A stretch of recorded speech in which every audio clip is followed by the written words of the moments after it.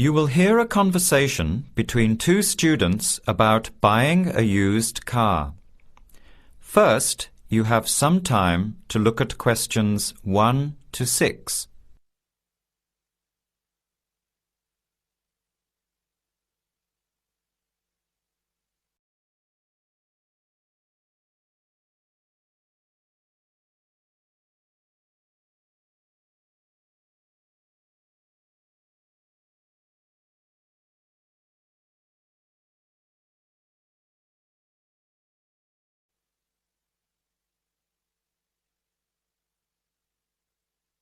Now, let's begin. Answer the questions as you listen. You will not hear the recording a second time. Listen carefully to the conversation and answer questions 1 to 6.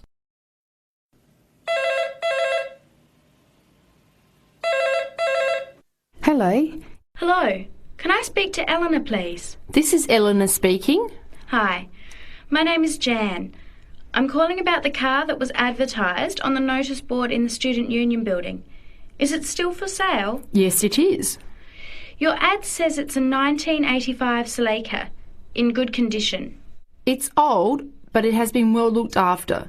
My family has had the car for 10 years. I'm just the third owner and my mother had it before me, so we know its history. We've got all the receipts and records. It's had regular maintenance and the brakes were done last year. It runs really well but looks its age. Why are you selling it, by the way? Well, I'm going overseas next month to study. I'll be away for at least 2 years, so I have to sell it. Unfortunately, it's been a good car. You want $1,500, is that right? I was asking $2,000, but since I need to sell it quickly, I've reduced the price. Would you like to come and take it for a drive? I don't live far from the university. Yes, I'd like to have a look. What time would suit you? Any time this evening is fine. Well, I finish classes at 6 o'clock. How about straight after that? Say 6:30? Great, I'll give you directions. When you leave the main gate of the university, turn left on South Road and keep going until you get to the Grand Cinema. Take the first right, that's Princess Street. I'm at number 88 on the right. So it's 80 Princess Street? No, it's 88 Princess Street and the suburb is Parkwood. You'll see the car parked in front. It's the red one with the for sale sign on it. OK, thanks Eleanor. I'll see you later. Bye.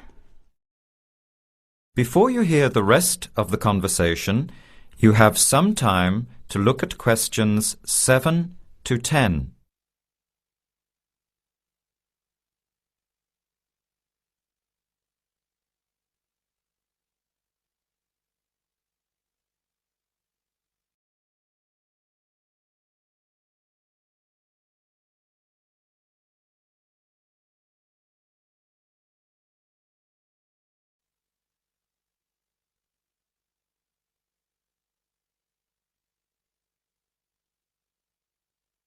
Later that day, at the university, Jan meets up with her friend Sam and tells him about the car. Hi, Sam. Hey, Jan. What's happening? I'm glad I ran into you. I've decided I have to get a car. You're going to buy a car? Do you really need one? I'd probably still be driving, except that my car broke down last year. Instead of getting another one, I just moved closer to the university and went back to riding a bike. Better for the environment, better for my health, and I save a lot of money. Did it really cost that much? Well, when you think of registration, insurance, rising petrol costs, parking plus maintenance and repairs, it adds up. I know it's going to be expensive, but I really need my own transportation. It takes half an hour by bus each way to university as it is. But now I'm working at night in the city. There's no way I want to hang around waiting for a bus late at night, then walk 3 blocks home alone. Hey, I think you've got a point there. So what kind of car are you looking at? It's an 85 Celica, same kind as I used to have. The owner's asking $1,500.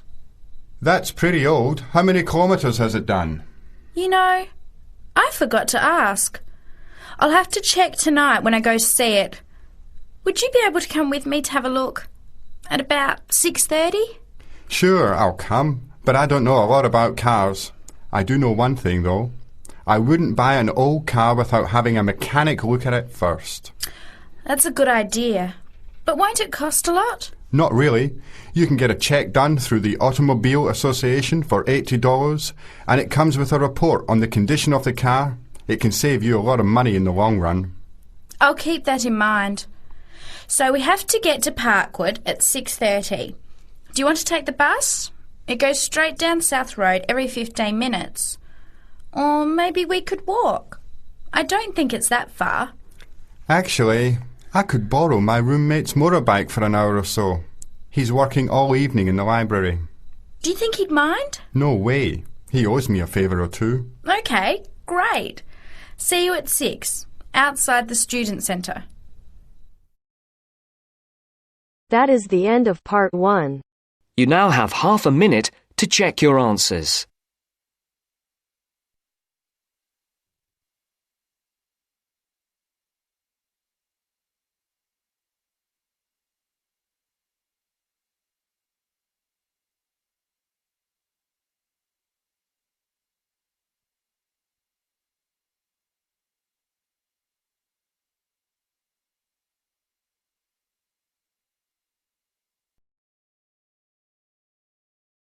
Now turns to part 2.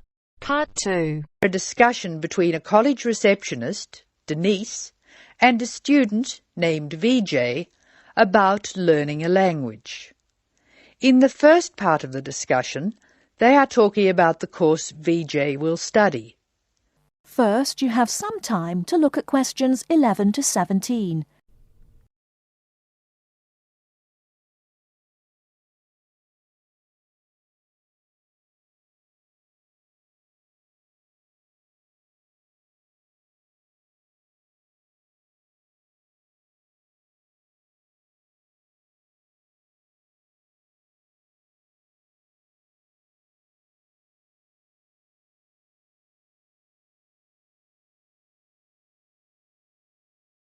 Now, listen carefully and answer questions 11 to 17.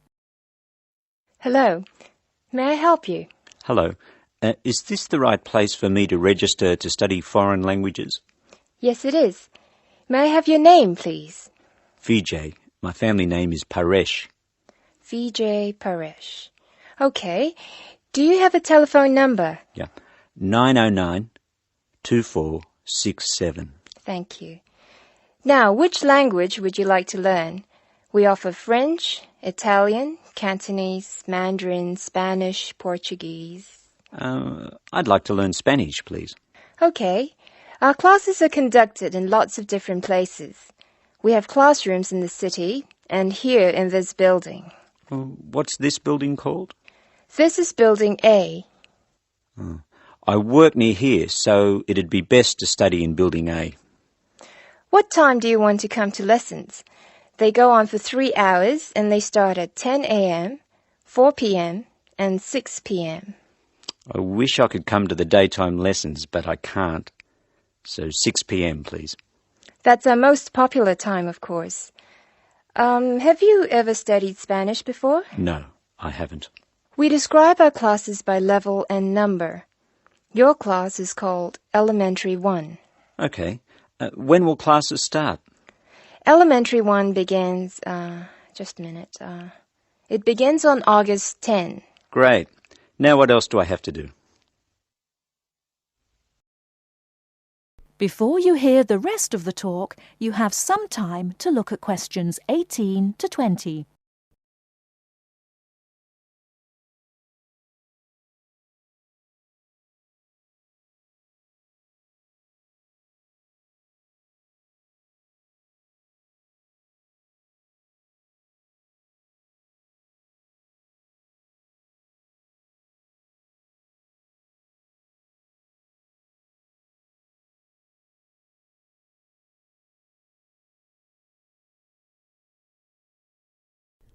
Now listen and answer questions 18 to 20. I'm sorry, VJ. What were you saying? I wanted to know what else I had to do. Oh, of course. Please go to the building on the other side of Smith Street. I want you to go to the reception area first. It's just inside the door on the left as you enter from Smith Street. Give them this form. Okay. Do I pay my fees there? No, but the fees office is in the same building. Go past the escalators and you'll see a games shop. It's in the corner. The fees office is between the games shop and the toilets. Thanks. Where can I buy books? The bookshop is opposite the lifts. It's right next to the entrance from Robert Street. Your offices are spread out. Not as badly as they used to be. By the way, we offer very competitive overseas travel rates to our students. Oh, I'd like to look into that. Of course. The travel agency is at the Smith Street end of the building, in the corner next to the insurance office. Thank you very much. Bye. That is the end of part 2. You now have half a minute to check your answers.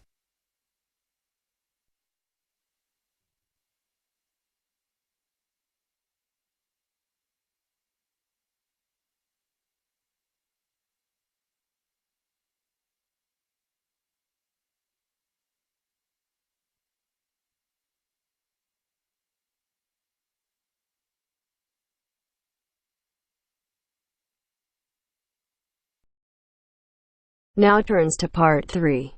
Part 3. You will hear two students, Sharon and Zhao Li, talking to their tutor about a presentation they gave the previous week. First, you have some time to look at questions 21 to 23.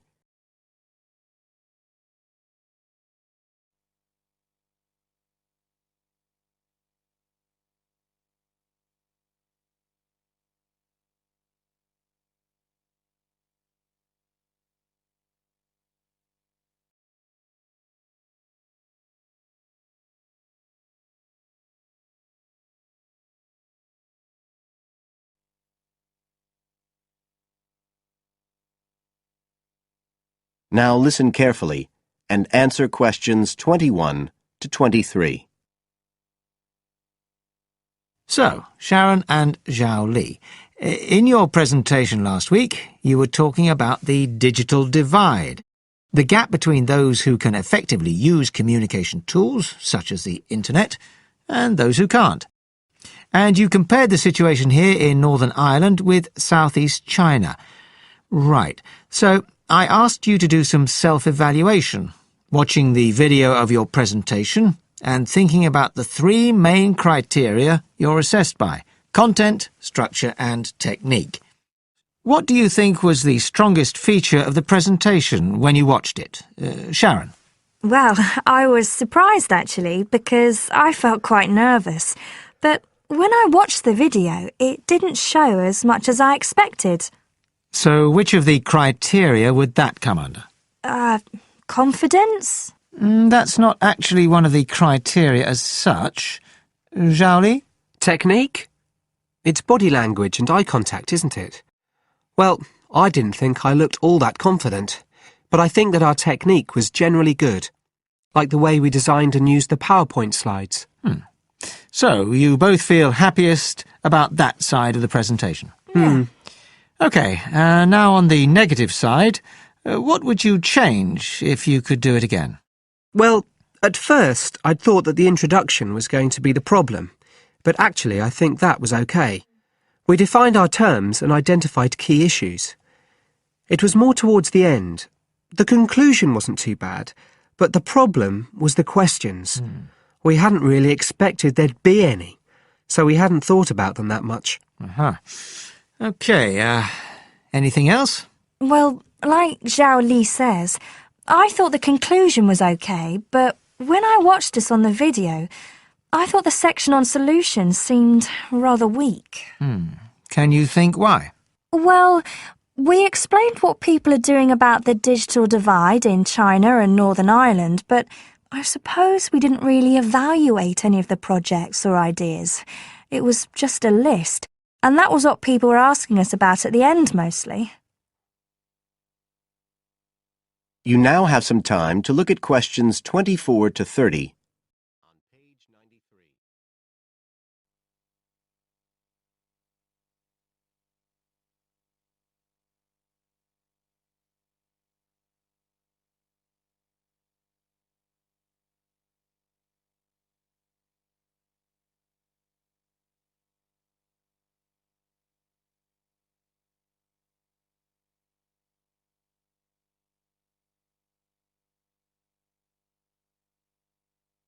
Now listen and answer questions 24 to 30.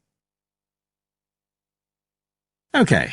Now, I also asked you to get some peer evaluation from the other students. Yes, well, people said it was interesting, like the fact that in China the internet was used more for shopping than in Northern Ireland.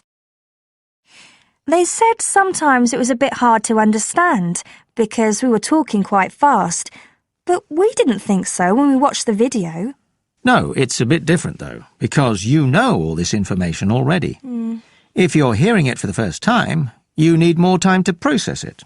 That's why signposting the structure and organisation of the talk is important. That seemed OK. No one mentioned that as a problem. Some people said that we could have had more on the slides, like some of the other groups had nearly everything they said written up on the visuals as well. But other people said the slides were good. They had just the key points. Yes. And most people said we had quite good eye contact and body language. They all pointed out we'd overrun. They all said we were 5 minutes over.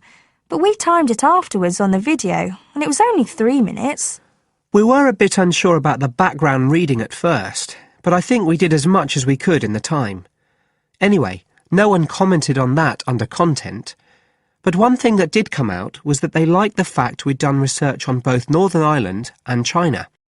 Most other people had just based their research on one country. We managed to get quite a lot of data from the internet, although we had to do our own analysis, and we did our own surveys as well in both countries. So the class gave us best feedback for content, but it was all OK. Right. Well, that's quite similar to the feedback I'm giving you. I was very impressed by the amount of work you'd done and by your research methodology. So, actually, I'm giving you full marks for content. 5. Oh. The structure of the presentation was good, but not quite as good as the content. So, I gave that 4. And the same for technique. So, well done. Thank you. Now, the next stage is to write up your report. So, just a few pointers for you here. First of all, in your presentation, I think your ending was rather abrupt. You suddenly just stopped talking. Yeah. It wasn't a big problem, but think about your closing sentences in your report. You want to round it off well. One thing I forgot to mention earlier was that I felt a very strong point was that after you'd given your results, you explained their limitations. The fact that we didn't have a very reliable sample in terms of age in China. Yes, that section. So don't forget to include that. And you had some excellent charts and diagrams, but maybe you could flesh out the literature review a bit. I can give you some ideas for that later on if you want. OK, is there anything else you want to ask? No, thank you. Thanks. That is the end of part 3. You now have half a minute to check your answers. अगर listening के साथ साथ आप speaking की भी practice करना चाहते हैं तो हमारी अपनी एप्लीकेशन है बेबी कोड आइल्स, प्लीज डाउनलोड करो। रोज आते हैं सिर्फ स्पीकिंग नहीं, स्पीकिंग, लिसनिंग, रीडिंग, राइटिंग सारे के सारे फ्री में मॉड्यूल अवेलेबल है, वो भी लेटेस्ट कंटेक्स्ट के साथ। और तो यहाँ पे आइल्स की लाइव क्लासेस भी देते हैं, IIT अप्रूव्ड टीचर फ्री में। तो प्लीज डाउनलोड करो, ट्राई करो और अपने दोस्तों के साथ शेयर करो ताकि ज्यादा से ज्यादा बच्चों तक ये बात पहुंच सके। Now turns to part 4. Part 4. You will hear an extract from a talk about student health, and specifically about ways to avoid headaches. Listen to what the speaker says and complete the summary. First, look at questions 30 to 40.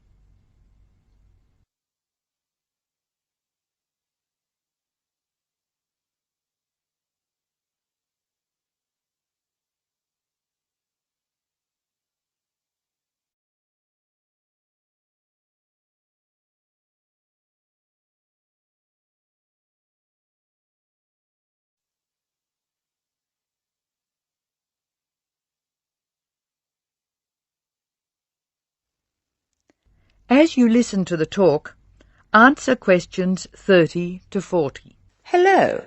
Welcome to the Student Orientation Programme.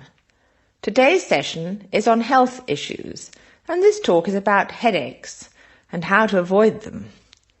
It may surprise you to hear that headaches are often caused by hunger. In fact, one study suggested that 70% of headaches are related to hunger, which makes it the principal cause. The advice is simple. Eat 3 meals a day and try to keep to a fairly regular schedule of meals. People associate noise with headaches, and for most of us, excessive noise creates the conditions for a headache. Very loud noise is unpleasant, and people usually remove themselves from it. Having said that, younger people tend to tolerate noise better than their elders, so I may be leaving noisy places far earlier than you. Just remember that exposure to too much noise may predispose you to a headache. Of course, we all associate headaches with studying. In fact, the headache probably doesn't come from the studying so much as from being tense. When we study hard, we often hunch over our work. Try raising your shoulders and tensing them, and now relax. Can you feel how much more comfortable a relaxed stance is? Another thing, it's very important to check that you are working in a good light. It will not actually hurt your eyes to work in a bad light, but it will make you tired very quickly, and is very likely to give you a headache. What's more, if you have the book flat on a desk in front of you, it will be harder to read, and you'll have to hold your head at an odd angle. It is wise to have a book rest, which raises the material you are reading 45 degrees to the desk. This will help reduce your chance of a headache. Try to relax before bed so that you will be relaxed when you try to sleep. A soak in a hot bath may be helpful. It's also important to really sleep when you go to bed. A good mattress is a wise investment for people who want to avoid headaches. This talk seems to keep coming back to tension. Tension may cause you to chew too forcefully, clench your jaw or grind your teeth, and this in turn may lead to headaches. It is very easy to say that you shouldn't grind your teeth, and very hard to stop, particularly if you grind your teeth in your sleep. Try to avoid situations which will make you tense, particularly just before bed. If you do compulsively grind your teeth in your sleep, ask your dentist about a soft mouth guard. In general, try to eat regular meals and avoid tense situations. Be sure you get plenty of exercise. Hopefully your headaches will be greatly reduced. One other thing I should point out, avoid smoky rooms and cars. Such places certainly encourage headaches, and the smoke may be doing you quite serious long-term damage. That is the end of part 4. You now have half a minute to check your answers.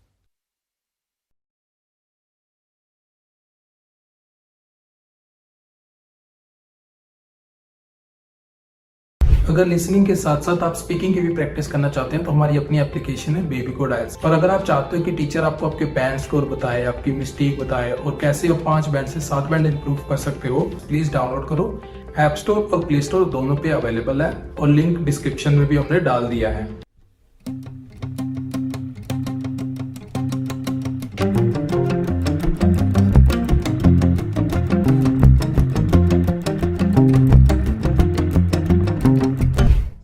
अभी तक baby code download नहीं की?